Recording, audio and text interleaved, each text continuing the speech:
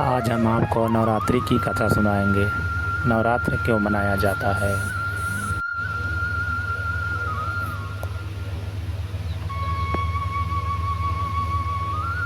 प्राचीन समय में राजा सुर्त नाम के राजा थे। राजा प्रजा की रक्षा में उदासीन रहने लगे थे। परिणाम स्वरूप दोषी राजा ने उस पर चढ़ाई कर दी। सुर्त की सेना भी शत्रु से मिल गई थी। परिणाम स्वरूप राजा सुर्त की हार हुई और वह जान बचाकर जंगल की तरफ भागा। उसी वन में समाधि नाम का एक बनिया अपनी स्त्री एवं संतान के दुर्व्यवहार के कारण निवास करता था। उसी वन में बनिया समाधि और राजा सुर्त की भेंट हुई।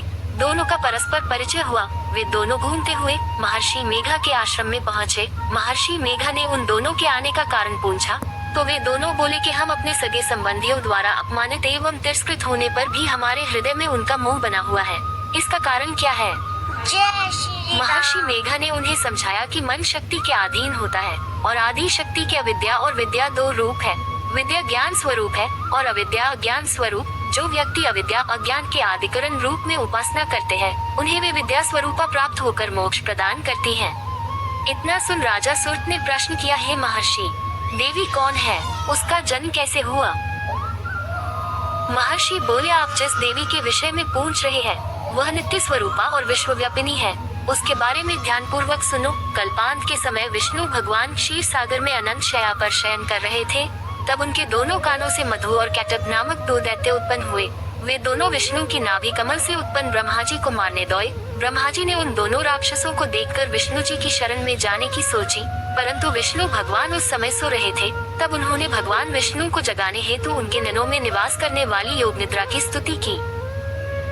परिणाम स्वरूप तमोगुण अधिष्ठात्री देवी विष्णु भगवान के नेत्र नासिका मुख तथा हृदय से निकलकर ब्रह्मा जी के सामने उपस्थित हो गई। योग निद्रा के निकलते ही विष्णु भगवान उठकर बैठ गए। भगवान विष्णु और उन राक्षसों में 5000 साल तक युद्ध चलता रहा। अंत में मधु और कैटब दोनों राक्षस मारे गए। ऋषि बोले, अब ब्रह्मा जी की स्तुति से उत्पन्न महामाया देवी की वीरता तथा प्रभाव का वर्णन करता हूँ, उसे ध्यान पूर्वक सुनो। एक समय देवताओं के स्वामी इंद्र तथा दैत्यों के स्वामी महिषासुर में सैकड़ों वर्षों तक घनघोर संग्राम हुआ। इस युद्ध में देवराज इंद्र की पराजय हुई और महिषासुर इंद्रलोक का स्वामी बन बैठा। अब देवतागण ब्रह्मा के नेतृत्व में भगवान विष्णु और भगवान शंकर की शरण में गए। देवताओं की बातें सुनकर भगवान विष्णु तथा भगवान शंकर क्रोधित हुए।